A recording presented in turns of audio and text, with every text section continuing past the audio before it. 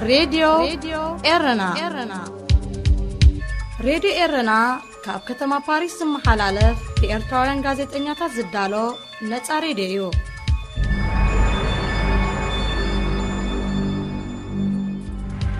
مس راديو إيرنا يخم زلكم زغبركم سمعتنا إزي سومناوي في تساميتاتيو أبناي سنبت في تساميتات شمونت مقابيت هقراوي معالت دك أنسيو أمل العالم تذكيرا وعلا أبوت عيزر كبو إرتراوين وين نزعلت بزتفلالي ملكع ذكيرو ما خمز وعلو ككابوتوز بصحنا حبريتا ملكتو أبزي زيغاتات إرتراب كلتا دنبتات تخفافيلوم زركبولو زلو وان دليت لوت إرتراوين كابتن أبن عمتات أم حيور زركبا دك أنسيو جميرام كسابتن أب هاقراوي أقلقلوت زركبا زيغاتات زحلفو زلوها مكراتن تينام أهقراوي معالت دك أنسيون متسنبال بإمباسيتات إرتراز سدالو بعلاتون أبسف لالي هاقراتي كيدالو إرتراوين دك أنسيو أبوشت هاقر أما أسرتي أبسدتكا أفقدو مداقون معسكراتن أساقاقرتن زحلفو زلوا مسقدل زمولو هيوت الناراغا نمقابيت شمونت متسنبال قسلقا محبائيو كوليوم ريدي رناس وكستهم تتابقتي مسالات زقلتو أب تاريخ إرترا زعبي بوتات تشفن إرتراويت قوالن سيتي إتا زيادة زتبدلت أكل حبرة السبنا بمخانا أب عمت حانت معالت زيكونا عمت ملو كتذكرن كتكبرن اللوا قبلو إرتراويان ككابوتو جرحوهم يكالو حلو أب إسرائيلن كالوت هاقراتن كابزركبو زيغاتاتنا وطعام بدلن قوالن سيتي زغرفلو بعبيقا أب هاقرنا نيمسال زيكونا زقبا أبوتان كبرن كسابت ركب كلو إجامو كبركت كاب حيالو وغنات زغرب زلو تصاوعيتيو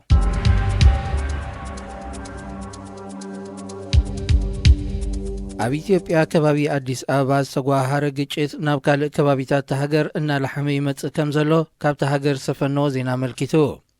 إزي من محدار كثما أديس آباز سرحو حدث سابايتي نهزبي كعدل مخانو دحر مقلاتو زتقوا هار نعبي تولادو أورومو إتابايتي تسريح اللو زلو بوتا مريتنا يو بمبال كمز جمروا زي ريبورتر كابت خباب حبيرو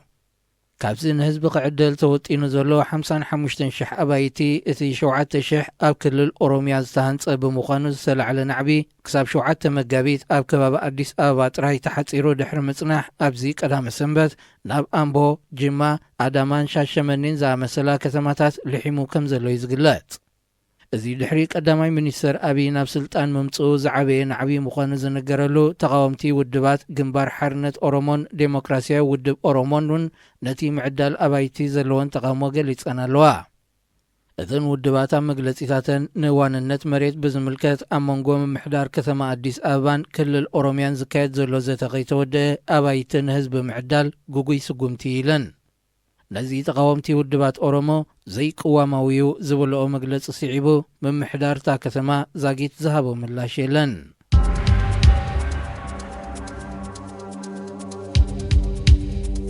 أنصار بريزيدنت ألجيريا عبد العزيز بوتفليك أز كايد زلو هزباو نعبي أبزغ تصلالو زلو أوان يونيفرسيتات تهاجر كام مدبن أغديمو كعتصوا مخانن تقليصو الجزيرة كاب تهاجر أبزم حلالفو زينا معصاوتن يونيفرسيتات كلتا سامنتات أغديمو كايد مخانو منيستري تمهرت تهاجر مقلاتو كاند مخنيات نايزغا أز كايد زلو نعبي بتمهارز تودبن زيتا ماكلن سلزخونة نتو ودابن مدخام مخان حبيرو نحمشاي جزيون بريزيدنتنت كورادر مخانو زفلت بوتفليكا أب سويزرلاند حكمناوي رديت أبز قبرلو زلوان أبز هابو ناي صحف مجلسي بناي دق حيلتات زتمولو سب ربحا أمانقوتم سلفنياتات بمئتاو يقوها هرس لزلو قبوس قمتقن وسدينايلو انتقون هزب الجيريا اتي بريزيدنت حاجر كمرح أكالاوي يخون أمراوي بقعت سلزيبلو ناي سلطان جزي وديو بسلام كفانو يتصوعلو ببلشونا جنون سمزلون يشتيحو نتي بريزيدنت السيد بوتفليكا مس وحدات مشاركتو بدحريت كوينو نتهاجر يم محدرا كمزلو يوم ديبلوماسيوين منشتات زقلصو مس راديو رنايكم زلخم زخبركم سمعتنا ازي سومناوي فتصاميتاتيو اب نايسوني فتصاميتات واننت من قد أير إثيوبيا زغنت بوينغ 737 وديقا بمحمشاشا 157 سبات مويتهم نايتا ካብ ደቡብ ኣፍሪቃ ተበጊሳ ሰንበት 10 መጋቢት ንኮ ኣብ ኣዲስ ኣበባ ሓፂር ዕረፍቲ ኣካይዳ ናብ ናይሮቢ ተምርሕ ዝነበረት ነፋሪት ቀዳማይ ፓይሎት ካፕቴን ያሬድ ጌታቸው ድሕሪ ምብጋሶም ቴክኒካዊ ጸገማት ኣጋጢምዎ ናብ ኣዲስ ኣበባ ኤርፖርት ክምለስ ሓቲቱ ምንባሩ ይግለጽ። ኣካያዲ ስራሕ ሲቪል አቪዬሽን ኢትዮጵያ ኣቶ ተወልደ ገብረ ማርያም ንጋዜጠኛታት ኣብ ዝሃቦ መግለጺ ጠንቂ ሓደጋ ናይታ ነፋሪት ሙሉእ መርመራ ተገይሩሉ ኣብ ዝተጻፈፈሉ እዋን ንህዝቢ ክንገር ምዃኑ ሓቢሩ። እንተኾነ ኣብዚ እዋን እዚ እቲ ሓደጋ ኮነኢልካ ዝተሃንደሰ ንምዃኑን ዘይምዃኑን ምግላጽ ኣሸጋሪ ምዃኑ ሓቢሩ። ኣቐድሞ ኣቢሉ ቅድሚ 4 ዋርሕ ተመሳሳሊ ስራሓት ዝኾነት ቦይንግ 737 ኣብ ኢንዶኔዥያ ወዲቓ ምሕምሻሻ ዝፍለጥ እዩ። ኤርትራ እትርከበን ሓያሎ ሃገራት በዚ ሞት ናይዞም 149 ተጓዓዝትን 8 ኣባላት ነፋሪትን ዘስዓበ ዝሕዝን ፍጻሜ ናይ ሓዘን መልእኽትን ኣመሓላሊፈን ኣለዋ። ቤት ጽሕፈት ቀዳማይ ሚኒስተር ሃገር ብወገኑ ብስም ህዝብን ሃገርን ኢትዮጵያ ንኹሎም ኣባላት ስድራ ቤቶም ግዳያት ናይ ጽንዓት ይሃብኩም መልእኽቲ ኣመሓላሊፉ። ኣብዛ ካብ ከተማ ኣዲስ ኣበባ ተበጊሳ 47 ኪሎ ሜትር ርሒቑ ኣብ ዝርከብ ከባቢታት ቢሾፍቱ ዝተሓምሸሸት ነፋሪት ዝነበሩ ተጓዓዝቲ ናይ ኢትዮጵያ፣ ኬንያ፣ ጅቡቲ፣ ሶማልያ ዝርከብዎም ዜጋታት 35 ሃገራት ምንባሮም ማዕከናት ዜና ኢትዮጵያ ይገልጻ።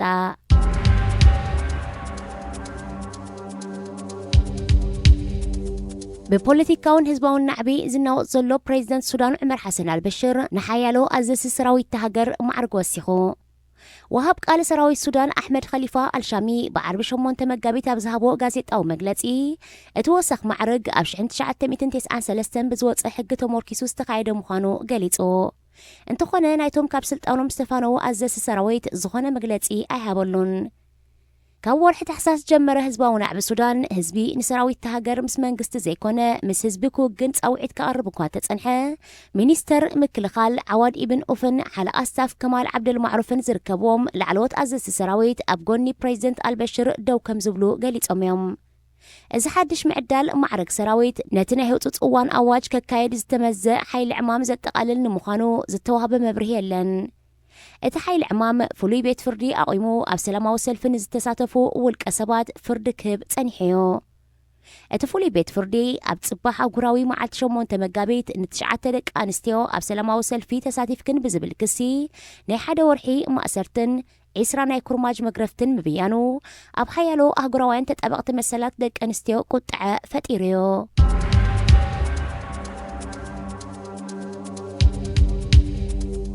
ሰራዊት መንግስቲ ሶማል ሓደ ላዕለዋይ ኣዛዚ አልሸባብ ከም ዝቐተለ ኣፍሊጡ።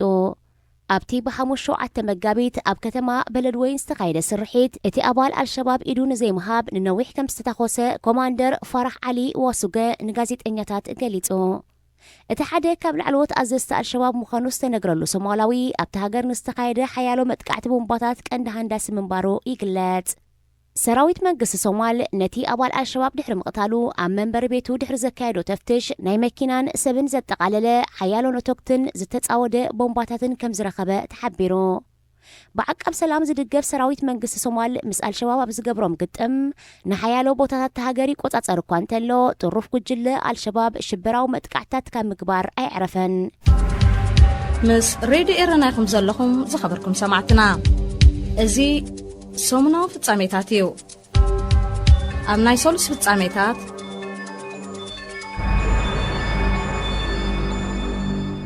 ዶባት ኤርትራን ኢትዮጵያን ድሕሪ ምኽፋቱ ኣብ መንጎ ክልቲአን ሃገራት ዝካየድ ዘሎ ንግዲ ሕጋዊ መልክዕ ብዘይመሓዙ ካብ ኤርትራ ናብ ኢትዮጵያ ዝሰጋገር ዘሎ ብዝሕ ናቕፋ ሻቕሎት ይፈጥር ከም ዘሎ ተሓቢሩ። ብመገዲ ኤርፖርት ንዝወፁ ነጋዶን ካልኦት ገያሾን ካብ 1,000 ናቕፋ ንላዕሊ ሒዞም ከይወፁ ጽኑዕ ቁፅፅር ክግበረሉ እንከሎ ብመገዲ ሑመራ ናብ ኤርትራ ዝኣቱ ዘለው ኢትዮጵያውያን ነጋዶ ግና ናብ ዓዶም ሒዞሞ ንዝምለሱ ዘለው ብዝሕ ናቕፋ ቁፅፅር ኣይግበረሉን እዩ ዘሎ። እዚ ድማ ነቲ ድሮ ኣብ ዕዳጋታት ኤርትራ ውሒዱ ዘሎ ዑደት ባጤራ ናቕፋ መሊሱ ከይውሕዶ ዘሸቐሎም ኤርትራውያን ነጋዶ ኣብ ከባቢ ዶባት ኢትዮጵያ ንብር ከም ናይ ኣማራጺ ባጤራ ይጥቀሙሉ ከም ዘለው ነዚ ሓበሬታ ዝለኣኹ ምንጭታት ኣገንዚቦም። ኣብ ኤርትራ ልዕሊ 5,000 ናቕፋ ጥረ ገንዘብ መንቅስቓስ ከም ዘይከኣል ዝኽልክል ኣዋጅ እኳ እንተሎ እዚ ኣዋጅ እዚ ንኢትዮጵያውያን ነጋዶ ኣይጸልዎምን እዩ። ብዘይካዚ ኢትዮጵያውያን ነጋዶ ካብ ኤርትራ ሒዞሞ ንዝወፁ ብዝሕ ናቕፋ ኣብ ባንክታት ኢትዮጵያ ይኹን ኣብ ጸሊም ዕዳጋ ኣብ ኢትዮጵያ ከም ድላዮም እዮም ዘሽርፍዎ። በንጻር እዚ ብር ኢትዮጵያ ንዝሓዙ ኤርትራውያን ይኹኑ ኢትዮጵያውያን ነጋዶ ኣብ ባንክታት ኤርትራ ናብ ናቕፋ ክልውጥዎ ከም ዘይክእሉ ይፍለጥ። እዚ ሕጋዊ መልክዕ ዘይሓዘ ብሑመራ ዝካየድ ዘሎ ንግዲ ብዘይካቲ ኣብ ኤርትራውያን ፈጢርዎ ዘሎ ሸቕሎት ኣብ ቁጠባ ኤርትራ ሃስያ ከየምፅእ እውን ዝተፈላለዩ ወገናት ስጋቶም ይገልጹ። እዚ ከምዚ ኢሉ እንከሎ ብዶባት ኤርትራን ኢትዮጵያን ዝመላለሱ ነጋዶ ዝተተምየነ ባጤራታት ዝተፈላለዩ ሃገራት የዘዋውሩ ከም ዘለዉ ብወገን ኤርትራን ኢትዮጵያን ይግለጽ ኣሎ።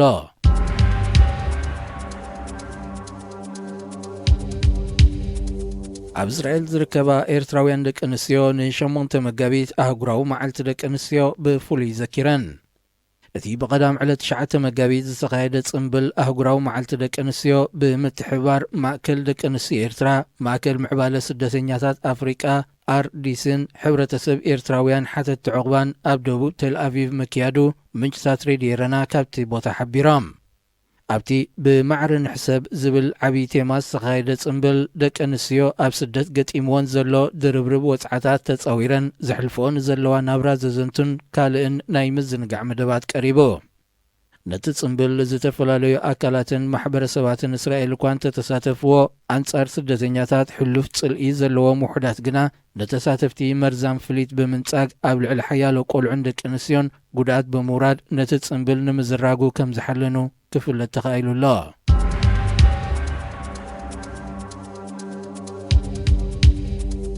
ፕሬዚደንት ፈረንሳይ ኢማኑኤል ማክሮን ናብ ጅቡትን ኢትዮጵያን ምብጻሕ የካይድ ኣሎ። ብሶኒ 11 ለካቲት ናብ ጅቡቲ ዝበጽሐ ፕሬዚደንት ማክሮን ምስ ፕሬዚደንት እስማዒል ዑመር ገለ ብምርኻብ ኣብ ታሪኻዊ ምትእስሳር ክልቲአን ሃገራትን ህልው ዝምድነአንን ብዝምልከት ዘትዮም። ግዛት ፈረንሳ ዝነበረት ጅቡቲ ኣብዚ እዋንዚ ጠመትኣ ናብ ቻይና ዛዝዩሎ ካብ ዝብል ስጋት ኣብቲ ሃገር ወተሃደራዊ ማዕስከር ዘለወን ኣሜሪካን ፈረንሳን ኣብቲ ሃገር ንዝጸንሐን ጽልዋ ከይሃስስ ሓድሽ መደባት ሓንጺፀን ከም ዘለዋዩ ዝግለጽ። ዑደት ፕሬዚደንት ማክሮን ናብዚ ሃገር እውን ነዚ ንምሕያል ዝዓለመ ምዃኑ ይትንተን። ኣብዚ ዝሓለፈ 20 ዓመታት ፕሬዚደንት ፈረንሳ ናብ ጅቡቲ ክበጽሕ ኢማኑኤል ማክሮን ካልኣይ እዩ። ኣብ 2010 እውን ፕሬዚደንት ኒኮላስ ሳርኮዚ ናብ ጅቡቲ በጺሑ ምንባሩ ይዝከር። ፕሬዚደንት ፈረንሳ ኢማኑኤል ማክሮን ድሕሪዚ ናይ ጅቡቲ ዑደቱ ሎሚ ሰሉስ 12 መጋቢት ናብ ኢትዮጵያ ከምርሕ እዩ። ኣብ ኢትዮጵያ ብዝጸንሐሉ ምስ ቀዳማይ ሚኒስተር ሃገር ኣብ ዝተፈላለዩ ናይ ምትሕጋዝ መደባት ከምኡውን ኣብ ወተሃደራውን ጉዳያት ጸጥታን ክዘራረብ እዩ። ኢትዮጵያ ዳግም እተበራብሮ ዘላ ሓይሊ ባሕሪ ሓገዝ ፈረንሳ ተሓትት ከም ዘላ ይግለጽ። ናብቲ ብሓገዝ ፈረንሳ ዝጽገን ዘሎ ላሊበላ ክበጽሕ መደብ ተታሒዙሉ ዘሎ ፕሬዚደንት ፈረንሳ ኣብቲ ሃገር ኣብ ዝጸንሐሉ እዋን ምስ ፕሬዚደንት ኢትዮጵያ ወይዘሮ ሳህለ ወርቂ ዘውደን ኣቦ ወንበር ሕብረት ኣፍሪቃ ሙሳ ፋኪን እውን ክራኸብ ምዃኑ ካብ ቤት ጽሕፈቱ ዝተዘርግሐ መግለጺ የመልክት። ፕሬዚደንት ማክሮን ናይ ምብራቕ ኣፍሪቃ ዑደቱ ብኬንያ ይክዛዝም። ምስ ሬድዮ ኤረና ኢኹም ዘለኹም ዝኸበርኩም ሰማዕትና እዚ ሰሙናዊ ፍጻሜታት እዩ። ኣብ ናይ ረቡዕ ፍጻሜታት ልዕሊ 1500 ተምሃሮ ቀዳማይ ዓመት ኮሌጅ ማይ ነፍሒ ተሰጊጎም። ብመሰረት ዝበጽሐና ሓበሬታ እቶም ተምሃሮ ናብ ዝቕጽል ንምሕላፍ ድሕሪ ዝተኻየደ ፈተና ዝሓለፈ ሰሙን ኣብ ዝተነግረ ውፅኢት እዮም ተሰጊጎም። ኮሌጅ ማይ ነፍሒ ብኸምዚ ዓይነት ብዝሒ ተምሃሮ ክሰጉግ እዚ ናይ ፈለማ እዩ። እቶም ካብ ሳዋ ዝተጸንበሩ ተምሃሮ ብብዝሒ ዝተሰጎጉሉ ምኽንያት ላዕለዋይ ደረጃ ትምህርቲ ኤርትራ ብዓይነትን ብቕዓትን ዝወሓዱን ዝጽህፉን ተምሃሮ ንምሓዝ ካብ ዝብል ሓድሽ መምርሒ እዩ። መንግስቲ ኤርትራ ንኣስመራ ዩኒቨርሲቲ ድሕሪ ምዕጻው ብዝሒ ተምሃሮ ላዕለዋይ ደረጃ ትምህርቲ ንምዕባይ ብዝብል ጉልባብ ኣብ ማይ ነፍሕን ካልኦት ብሓውሲ ወተሃደራዊ ምሕደራ ዝእልያ ኮሌጃትን ብምኽፋት ኣሽሓት ተምሃሮ ከሰልጥን ይጸኒሑ። ይኹን እምበር እቲ መንግስቲ ነቲ ድሕሪ ምዕጻው ኣስመራ ዩኒቨርሲቲ ክኽተሎ ጸንሐ ፖሊሲ ኮሌጃት ውፅኢታዊ ኮይኑ ከም ዘይረኸቦ ብምእማን ከም ብሓድሽ ዳግመ ውዳበ ከካይድ ምዃኑ ሓላፊ ላዕለዋይ ደረጃ ኣብያተ ትምህርቲ ኤርትራ ብርጋደር ጀነራል ሃይለ ምሕጹን ምግላጹ ኣይርስዓን። እቲ መንግስቲ ኣቐዲሙን ክልተ ኮሌጃት ብምዕጻው ተምሃሮአን ናብ ኮሌጅ ዓዲ ቀይሕ ከም ዘሰጋገሮም ይዝከር።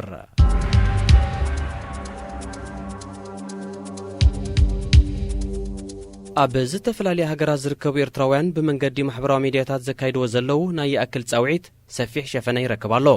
ተጣበቕቲ ሰብኣዊ መሰላት ስነ ጥበባውያን ጋዜጠኛታትን ብኣውሩ ድማ ደለይቲ ፍትሒ ዝኾኑ ኤርትራውያን ዘካይድዎ ዘለው ጻውዒት ስቕታ ይኣክል ኤርትራ ናብ ንቡር ምሕዳር መንግስቲ ትመለስ ቅዋሚ ተግበር እሱራት ይፈትሑ ዝብልን ካልእን ጠለባት ዝሓቆፈዩ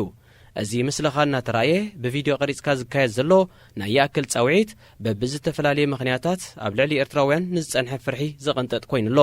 ገና እውን ብዙሕ ህዝቢ ክሳተፎ ትጽቢት ይግበር እዚ ናይ ያክል ጻውዒት ብፖለቲካ ተፈላለዮም ንጸንሑ ሓያለ ወገናት ናብ ሓደ ዘምፀ ናይ ማሕበራዊ ሚድያ ምንቅስቓስ እዩ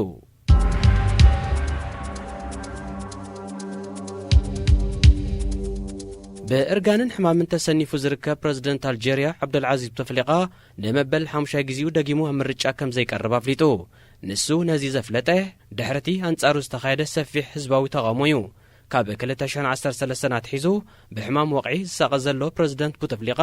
ኣብ ስዊዘርላንድ ሕክምና ድሕሪ ምግባሩ ናብ ሃገሩ ኣብ ዝተመልሰሉ ኣብ ውሽጢ ሃገርን ወፃእን ዝርከቡ 10,000 ዜጋታት አልጄሪያ አንጻሩ ሰፊሕ ሰላማዊ ሰልፊ እዮም ወዲቦም እቲ ን10 ዓመታት ኣብ ስልጣን ዝርከብ ፕሬዝደንት ንመበል 5 ጊዜ ናብ ምርጫ ክቐርብ ምዃኑ ቤት ጽሕፈቱ ድሕሪ ዝሃቦ መግለጺ ድማ እዩ እተቃውሞ እናሓየለ ክመጽእ ጸኒሑ ይኹን እምበር ድሕሪ ዝተኻየደ ሰፊሕ ተቃውሞ ህዝቢ እቲ ብሰንኪ እርጋንን ሕማምን ብዓረብያ ስንኩላን ዝመላለስ ዘሎ ፕሬዝደንት ኣብ ምርጫ ከም ዘይሳተፍ ብመንገዲ ቤት ጽሕፈቱ ኣፍሊጡሎ ኣብ ኩሉ ቁርናት ዓለም ዝርከብ ህዝቢ አልጄሪያ ሓጎሱ ኣብ ምግላጽ ይርከብ ፕሬዝደንት ቦተፍሊቃ ኣብ ምርጫ ከም ዘይሳተፍ ድሕሪ ምፍላጡ ሓፈሻዊ ምርጫ አልጄሪያ ዝካየደሉ ጊዜ ንዘይተፈልጠ እዋን ተሰጋጊሩ ምስ ሬድዮ ኤረና ይኹም ዘለኹም ዝኸበርኩም ሰማዕትና እዚ ሰሙናዊ ፍጻሜታት እዩ ኣብ ናይ ሐሙስ ፍጻሜታት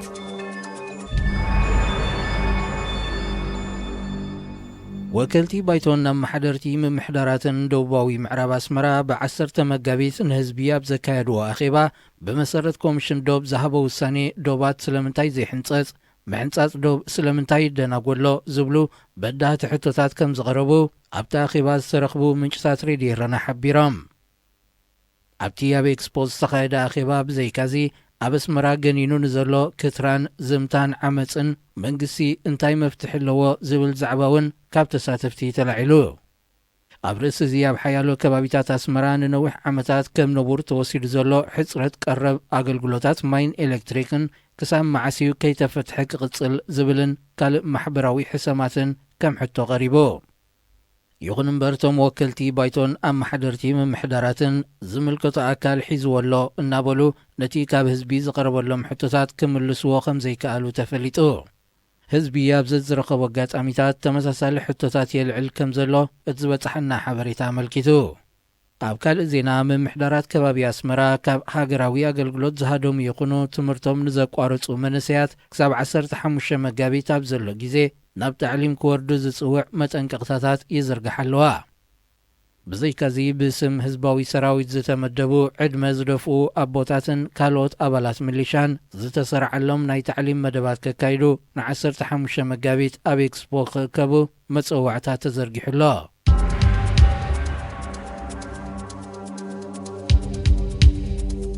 ፈረንሳ ኣብ ሙቃም ሓይሊ ባሕሪ ኢትዮጵያ ክትተሓጋገዝ ምዃና ኣብቲ ሃገር ወግዓዊ ናይ ስራሕ ምብጻሕ ዘካየደ ፕሬዚደንት ኢማኑኤል ማክሮን ኣፍሊጡ ንሱ ምስ ቀዳማይ ሚኒስትር ኢትዮጵያ አብይ አሕመድ ድሕሪ ዝገበሮ ስምምዓት ኣብ ዝሃቦ ጋዜጣዊ መግለጺ ኣብ ምክልኻል ዘተኮረ ስምምዕ ብቐንዱ ፈረንሳ ንኢትዮጵያ ኣብ ሙቃም ሓይሊ ባሕሪ ክትተሓጋገዝ ዕድል ዝህብ እዩ ክብል ኣስሚሩሉ እቲ ስምምዕ ክልቲአን ሃገራት ሓበራዊ ልምምድ ከካይዳ ዝፈቅድ ጥራይ ዘይኮነ ኢትዮጵያ ካብ ፈረንሳ ወተሃደራዊ ንዋትን መሳለጢ ሓይሊ ባሕርን ክትሽምት እውን ከኽእላ እዩ ፈረንሳ ብዘይካዚ ኣብ ዝተፈላለየ መደባት ዝውዕል ናይ 100 ሚልዮን ዩሮ ሓገዝ ንኢትዮጵያ መዲባላ ኣብ ዝሓለፈ ወርሒ ናይ ቀደም ኣባላት ሓይሊ ባሕሪ ዝነበሩ ዝርከብዎም ላዕለዎት ኣዘዝቲ ሰራዊት ኢትዮጵያ ኣብ ፈረንሳ ብምብጻሕ ብዛዕባ እዚ ጉዳይ ከም ዝተዘራረቡ ይርስዓን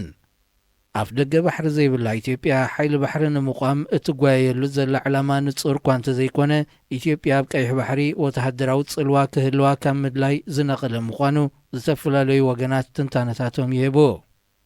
ሓይሊ ባሕሪ ኢትዮጵያ ድሕሪ ናጽነት ኤርትራ ኣብ 1991 ጠቕሊሉ ከም ዝተበታተነ ይፍለጥ ኢትዮጵያ ነዚ ን27 ዓመት ተበታቲኑ ዝጸንሐ ሓይሊ ባሕሪ ዳግም ንምቋሙ ትውጥን ዘላ ድሕርቲ ምስ ፕሬዚደንት ኤርትራ ዘካየደቶ ንህዝቢ ግሉጽ ዘይኮነ ስምምዓት እዩ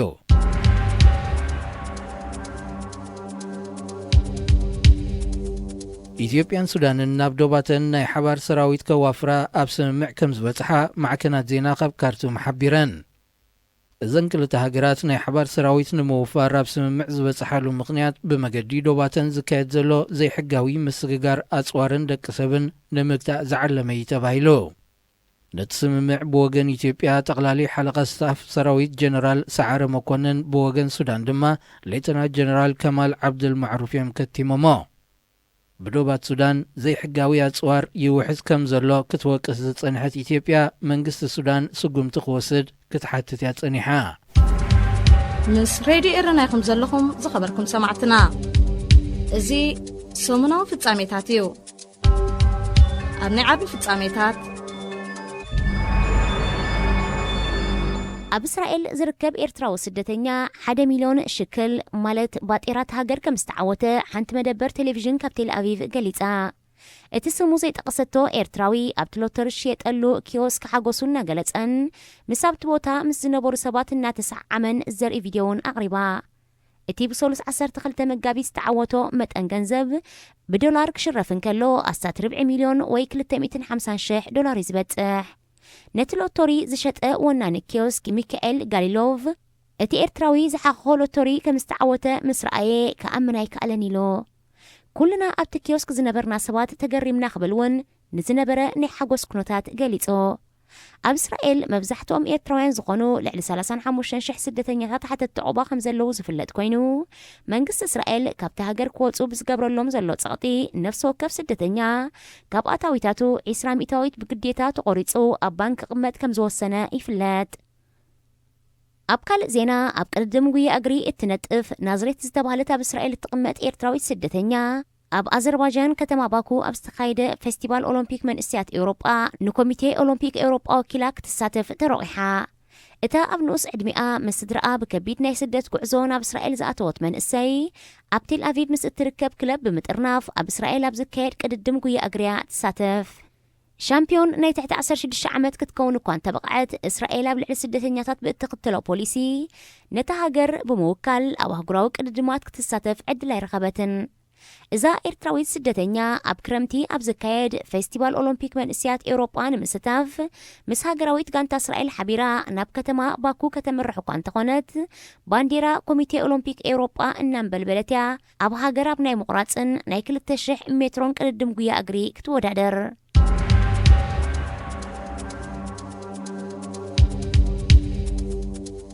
ሚሳይላትን ከበድቲ ኣፅዋርን ዝዓጠቐት መርከብ ሓይሊ ባሕሪ ቱርኪ መልህቓ ኣብ ፖርት ሱዳን ኣውሪዳ ከም ዝቐነየት ኣገልግሎት ዜና ፈረንሳ ሓቢሩ እታ ጎይካ ኣዳስ ዝተባህለት ወተሃደራዊት መርከብ ካብ 11 ክሳብ 14 መጋቢት ኣብ ፖርት ሱዳን ፀንሓትሉ ምኽንያት መቐፀልታ ናይቲ ኣብ ሞንጎ ሱዳንን ቱርክን ተጀሚሩ ዘሎ ወተሃደራዊ ምትሕጋዝ ምዃኑ ኣዛዚ ሓይሊ ባሕሪ ሱዳን ጀነራል ሙሳ ኣሕመድ ሙሳ ገሊጾ ምብጻሕዛ ኣማኢት ኣባላት ሓይሊ ባሕሪ ጽዓነት መርከብ ሓይሊ ባሕሪ ቱርኪ ብዘይካቲ ዝህልዎ ወተሃደራዊ ዕላማ ካብ ህዝቡ ተቃውሞ ገጢሞን ዘሎ ፕሬዚደንት ሱዳን ዑመር ሓሰን አልበሽር ዘለዋ ፖለቲካውን ዲፕሎማስያውን ደገፍ ንምግላጹ ነዮ ሱዳንን ቱርክን ኣብ ጸጥታ ቀይሕ ባሕሪ ዘተኮረ ሓባራዊ ስምምዕ ከም ዘለዎም ዝፍለጥ እዩ ከም ኣካል ናይዚ ድማ ቱርኪ ብፊናንስያዊ ሓገዝ ቀጠር ኣብ ወደብ ስዋኪን ወተሃደራዊ ማዓስከር ተቆማላ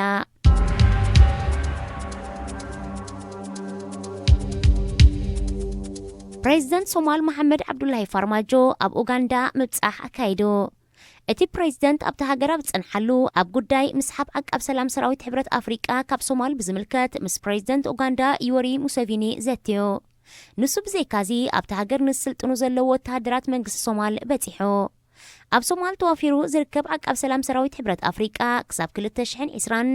ጠቕሊሉ ክስሕብን ብሰራዊት መንግስቲ ሶማል ክትካእን መደብ ተታሒዙሉሎ ኣብ ኡጋንዳ ተዋፊሩ ካብ ዝርከብ ልዕሊ 22,000 ዓቃብ ሰላም ሰራዊት ሕብረት ኣፍሪቃ እቲ ሓደ ሲሶ ካብ ኡጋንዳ ዝተዋፅአ ምዃኑ ይፍለጥ ፕሬዚደንት ፋርማጆ ኣብ ናይ ኡጋንዳ ዑደቱ ኣብ ካምፓላ ኣብ ዝተኻየደ ቁጠባዊ ዋዕላ እውን ተሳቲፉ ኣብቲ ብ12 መጋቢት ዝተኻየደ ዋዕላ ወከልቲ መንግስታት ኬንያ ሩዋንዳ ግብፂ ደቡብ ኣፍሪቃን ካልኦት ሃገራትን ተረኺቦም هذه إذاعة إرنا